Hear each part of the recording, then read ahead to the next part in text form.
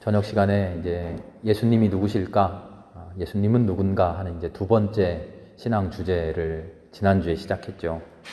지난주 복습 해보겠습니다. 지난주에 예수님을 누구라고 함께 이야기 나눴죠? 예수님은 그리스도시다. 예수 그리스도. 이 말은요, 우리가 모르는 단어를 책을 읽다 만나면 사전을 찾아보잖아요. 사전을 찾아보고 떠들러 보고 그리스도라는 것은 구원자라는 뜻이구나. 그럼 예수 그리스도는 예수님이 구원자라는 말이구나 하고 그렇게 넘어가면 되는 일이 아니라고 말씀드렸어요. 예수님이 그리스도다라는 말은 예수님이 누구였어? 그리스도였어. 그런 지식의 이야기가 아니라고 이야기했죠. 예수님이 나의 구원자라는 것을 내가 인정하고 고백하고 그것이 나의 기쁨이 되고 감사가 되고 그래서 그 구원에 합당한 삶을 살아가는 것, 그것이 예수 그리스도, 예수가 그리스도다라는 말의 참 뜻이었죠. 우리가 그리스도가 구원자라는 뜻이라고 하는데 예수께서 그리스도 대신 구원자 되셨다라는 것을 내가 고백하지 못하면 예수 그리스도라는 말은 무의미한 것이죠. 신앙의 진술이라는 것은 다 그렇습니다. 예수님 하기 전에 하나님 이야기했잖아요. 하나님 하면서 창조주 하나님 그렇게 이야기했어요. 창조주 하나님이라는 말도 하나님이 창조주시구나 이 말도 하나님이 세상을 만드셨대 하고 하나님 그랬어? 하고 하나님에 대한 지식을 우리한테 추가하는 이야기가 아니었죠. 이 세상이 하나님이 만들어 가시는 세상이다라는 것을 내가 인정하게 되는 것, 그리고 하나님이 만들어 가시는 창조의 손길에 나를 내어 맡기는 것, 그것을 순종이라고 불렀죠. 그런 하나님의 창조에 내가 동참하는 것, 그렇게 동참할 때 하나님이 창조주 하나님이다 라는 말이 그제서야 의미 있어지는 것이라고 함께 이야기 나눴습니다. 하나님의 전지전능하심도 비슷한 맥락이었어요. 하나님 뭐든지 하실 수 있구나, 뭐든지 다 아시는구나, 우리 하나님 능력 최고 하고 박수치면 끝나는 게 아니라 하나님이 전지전능하시다라고 하는 것은 모든 것을 하실 수 있다는 하나님을 신뢰하는 거죠. 그러면 하나님이 모든 것을 하실 수 있게 내 삶을 하나님께 열어드려야 되는 거죠. 모든 것을 아시는 하나님이라고 했으니까 모든 것을 아실 수 있도록 내가 하나님께 다 아뢰어야죠. 감추지 않고 속속들이 하나님께 고해야죠. 그러지 않고서는 내 삶을 하나님께 꽁꽁 싸매어두고 기도하지도 않고 다 아신다는데, 말하지 않아도 아신다는데 하고 내 사정을, 내 마음을 이야기하지도 않으면 내 삶에서 이루어지는 하나님의 역사, 하나님의 일하심, 그것을 내가 허용하려고 하지 않으면 전지전능하신 하나님이, 물론 내가 아무리 감추려고 해도 하나님 다 아시죠. 그리고 내가 하나님의 일을 막으려고 해도 하나님 하시겠죠. 하지만 내가 하나님께 나를 알려드리지 않고 하나님이 하시는 일을 내가 허용하지 않으면 나에게 있어서 하나님의 전지전능하심은 무의미한 일이다. 우리가 그런 이야기를 나눴습니다. 신앙의 진술이라는 것은 다 그렇다는 거죠.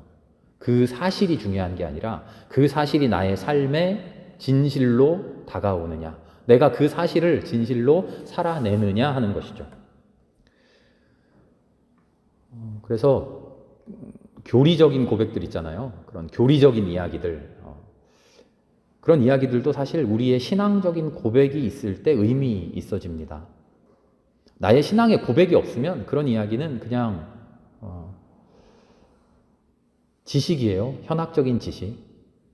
저는 그리스도교 목사입니다만 우리의 종교를 공부하기 위해서, 우리의 종교를 제대로 알기 위해서 다른 종교 공부도 여럿 했어요. 불교에 대한 공부도 많이 했고요. 이슬람 공부도 했고 다른 공부도, 다른 종교는 어떤가 공부를 했어요. 그런데 그 종교가 말하는 구원, 그 종교가 말하는 참된 신, 제가 믿나요? 아니죠. 그냥 공부해서 알고 있을 뿐이죠. 그 사람들이 말하는 구원, 그 사람들이 말하는 참된 삶, 그 사람들이 말하는 참된 신, 그 내용에 대해서 제가 알아요. 하지만 그것이 저의 신앙의 고백은 아니죠. 저의 그냥 지식일 뿐이에요. 똑같이 우리가 믿고 있는 우리 하나님 아무리 알고 있어도 그것을 나의 신앙으로 고백하지 않으면 나의 삶에 아무 영향 주지 못하는 지식에 불과하죠. 하나님이 만들어 가시는 창조에는 아무 관심 없는 사람, 순종하기는커녕 하나님 창조하시는 일에 동참하고 싶지도 않은 그런 사람은 첫날 만날 입으로 창조주 하나님 아무리 말해도 그 사람에게 하나님은 창조주가 아닙니다.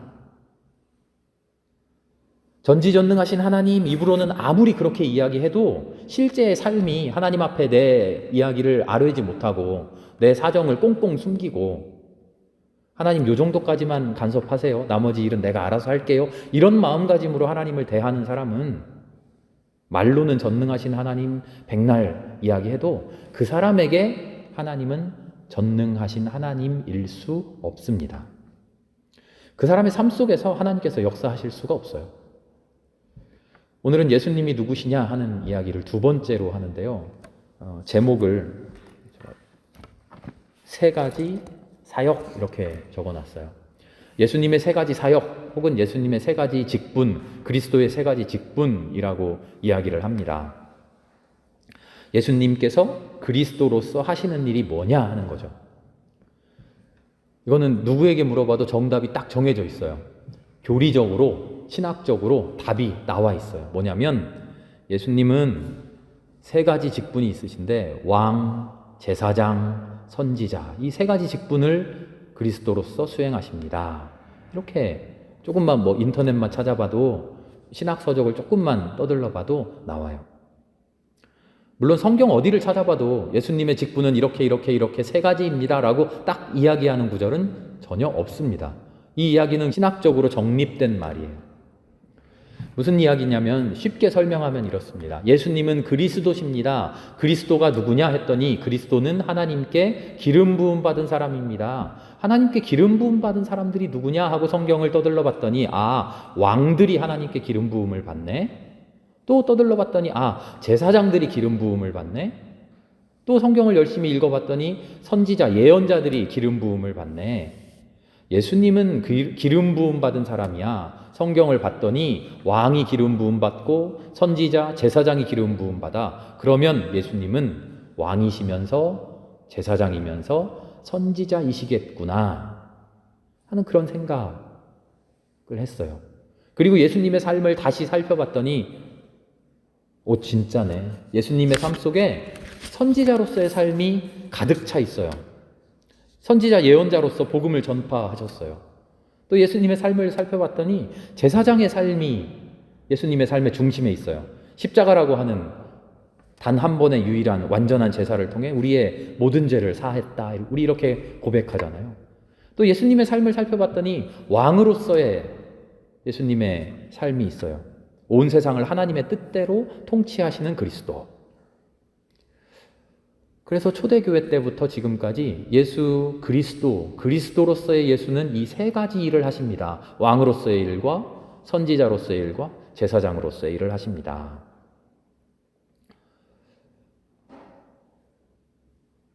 저녁 시간에 예수님이 누구십니까에 대한 지식을 제가 가르쳐 드리는 게 목적이었다면 오늘의 이야기는 여기서 끝이에요. 예수님의 역할은 세 가지입니다. 예수님은 왕도 되시고요. 예수님은 제사장도 되시고요. 예수님은 선지자도 되십니다. 예수님이 선지자인 이유는 복음을 전파하셨으니까 선지자고요. 예수님이 제사장인 이유는 십자가 제사로 우리를 구원하셨으니까 제사장이시고요. 예수님이 왕인 이유는 우리를 통치하시니까 왕입니다. 자, 세 가지 잘 외우세요. 왕, 제사장, 선지자 해봅시다. 왕, 제사장, 선지자. 이렇게 지식만 가르쳐드리면 끝나요. 그리고 이제 다음 주에는 또 다른 이야기를 하겠죠.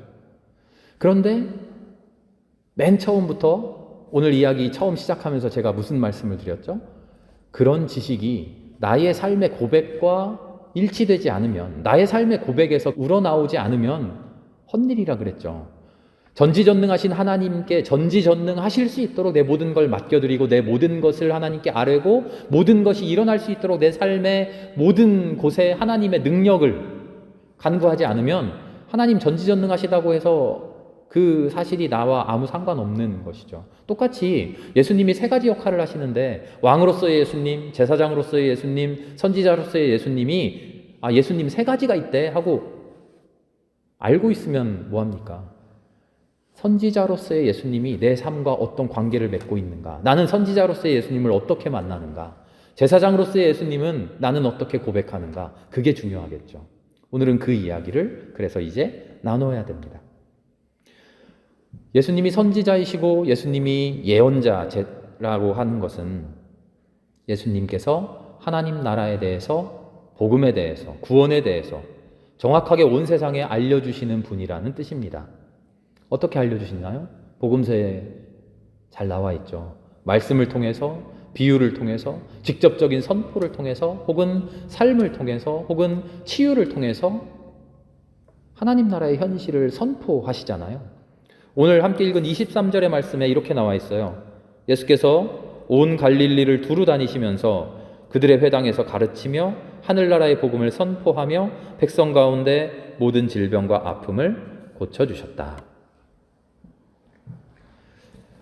복음서 전체가 사실 예수님에 대한 증언입니다만 이 구절이야말로 예수님의 모든 역할, 예수님이 하신 모든 일을 압축적으로 잘 설명해주고 있어요. 예수님이 무슨 일을 하셨습니까? 가르치시고 복음을 선포하셨다. 예수님이 가르치시고 선포하셨으니까 예수님 누구다? 선지자, 예언자다. 여기서 끝나는 게 아니라 그랬죠. 그 다음이 중요합니다. 우리는 어떻게 해야 됩니까? 선지자이신 예수님께서 선지자로서 선포하신 바로 그것, 예수님의 선포의 내용, 그 말씀, 선포된 복음, 그것이 세상에 어떻게 선포되었는가, 누가 많이 들었는가, 얼마나 많은 사람이 제자가 되었는가, 그게 중요한 게 아니라 더 중요한 건 뭐죠? 예수님이 선포하신 그 선포가 나에게 선포되었는가. 예수님이 세상에 복음을 전파하셨잖아요. 하나님 나라에 대해서 말씀하셨잖아요. 하나님의 구원에 대해서 외치셨잖아요. 보여주셨잖아요. 그게 세상을 향해서 외치셨는데 나에게도 외치셨는가? 나에게 그 선포가 들렸는가? 나는 그 선포를 받았는가? 나는 그 말씀을 받아들였는가? 예수님이 선지자이십니다. 예수님이 예언자이십니다. 하는 말이 나에게서 의미가 있으려면 예수님의 선포가 나에게서 울려 퍼져야 돼요. 나는 지금 그 선포를 듣고 있습니까? 예수님 지금 나에게 선포하고 계십니까? 실제로 나에게 예수님의 목소리가 들리냐 하는 거죠. 예수님의 선포가 나의 가슴을 때리느냐? 주님께 기도하고 신앙생활하고 말씀을 읽는데 그냥 10년, 20년 늘상 해오듯이 살아왔던 그런 신앙생활인가? 아니면 매일매일 매순간 하나님께서, 예수님께서 나에게 건네시는 말씀을 나는 듣고 있는가?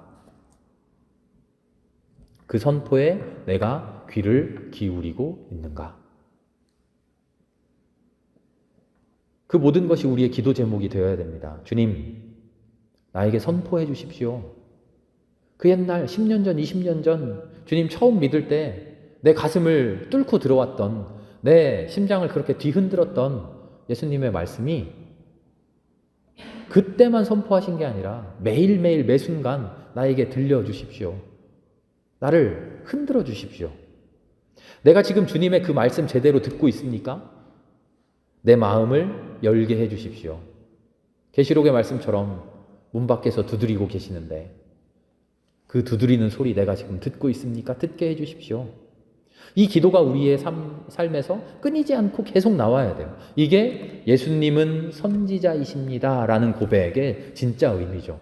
우리가 예수님은 선지자입니다 라고 이야기를 하고 그 이야기에 끄덕끄덕 하려면 우리 삶 속에서, 우리의 신앙 속에서 계속 기도해야 돼요. 계속 질문해야 돼요. 예수님 나에게 말씀을 던져주십시오.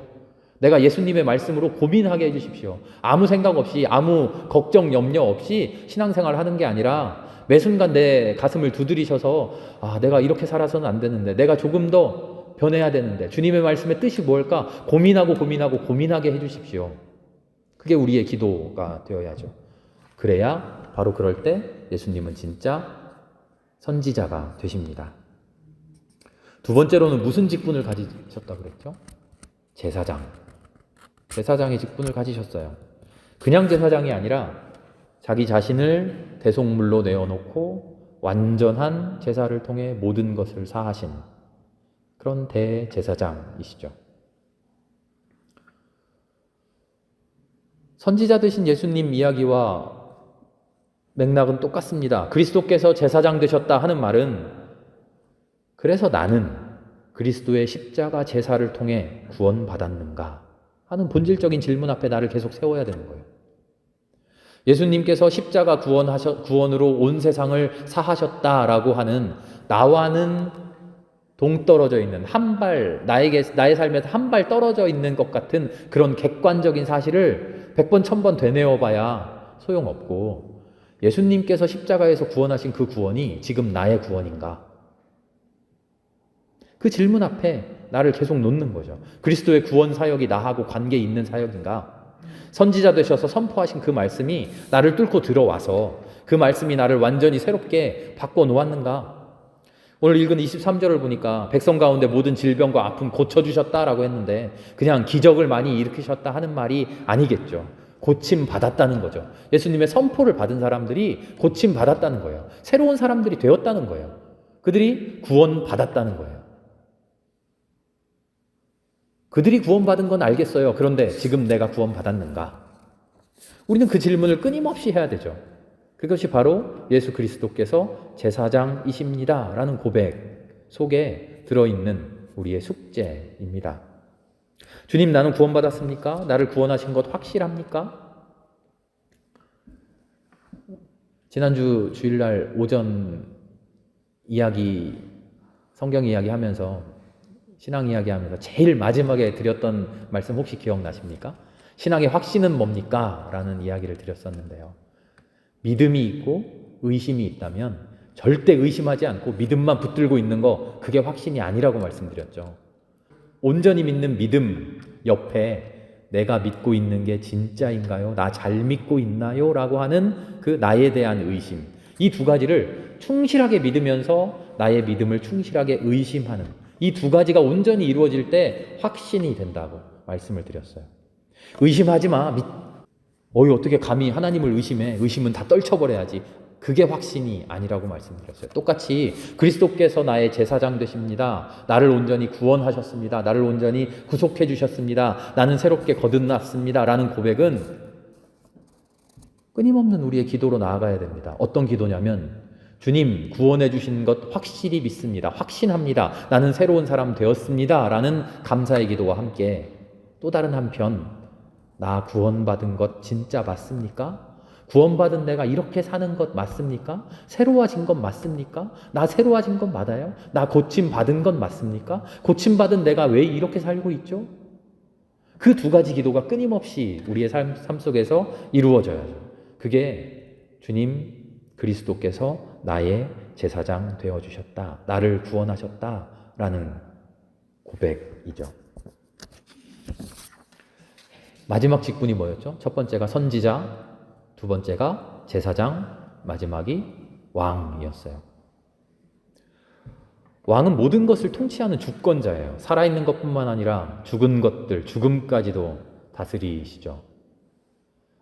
예수 그리스도께서 왕이시다.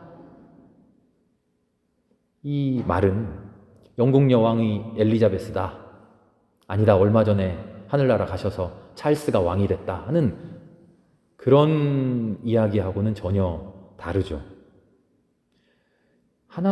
예수님이 왕이시다라고 하는 것은 왕으로서의 다스리심에 내가 복종하느냐의 문제죠. 영국 왕이 엘리자베스건 찰스건 우리는 아무 상관없잖아요. 왜? 그 찰스의 다스림에 우리는 복종하지 않으니까요. 아무 상관없어요. 그건 영국 사람들 일이에요. 그래서 잘못 알고 있어도 상관없고요. 제대로 알고 있다고 해서 그게 뭐 대단한 일도 아니에요. 그런데 예수가 왕이시다 하는 것은 우리의 존재를 완전히 뒤흔드는 사건이 되어야 한다는 겁니다. 예수님 누구야? 예수님 왕이래. 온 세상을 통치하신대. 그렇게 쉽게 이야기할 수 있는 이야기가 아니라는 거죠. 예수님이 왕이다라고 내 입으로 고백하는 순간 나는 내 모든 삶을 예수님의 통치 아래 내려놓아야 되는 그 결단, 결심, 실천 있어야 된다는 거죠. 오늘 25절 말씀을 마지막 읽은 것을 보니까 갈릴리, 데가볼리, 예루살렘, 유대, 요단강 건너 온 세상으로부터 많은 무리가 예수를 따라왔다. 이렇게 이야기합니다. 따라왔다.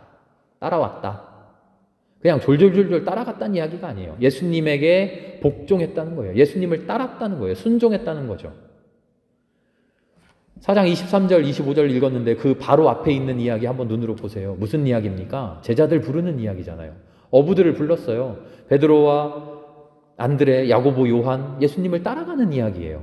그들이 따라가는 게 뭡니까? 이 사람 신기하다. 이 사람 따라가니까 먹을 게 생기네. 이 사람 따라가니까 병이 낫네 해서 잠깐 내 욕심 채울 때까지 그냥 따라가는 건가요? 아니잖아요. 예수님의 통치에, 예수님의 다스리심에 내 모든 것을, 내 삶을 내던지고 복종한 거죠. 그런 따라감입니다. 졸졸 따라가는 게 아니에요. 이 따라간다고 하는 말을 헬라어로 찾아보면요, 같은 길을 간다 이런 뜻이에요.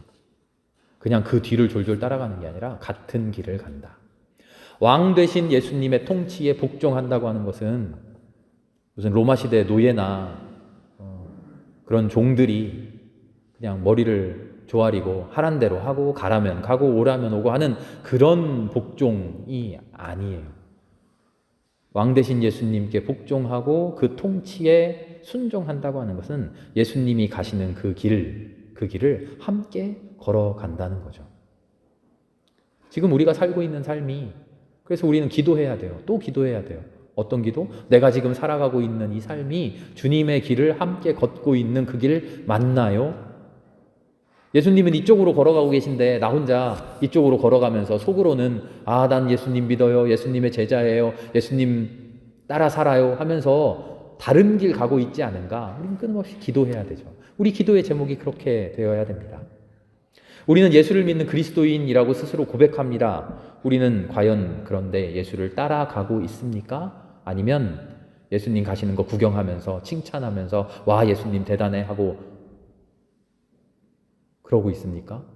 눈물 짓고만 있습니까? 예수님 너무 불쌍해, 너무 안쓰러워, 어떻게 저런 일을 하셨어? 아니면 진짜 그 길을 가고 있습니까? 선지자 되셔서 선포하신 그 말씀을 내가 만나고 있습니까? 그러고 있다면 예수님 선지자 되십니다. 고백할 수 있습니다.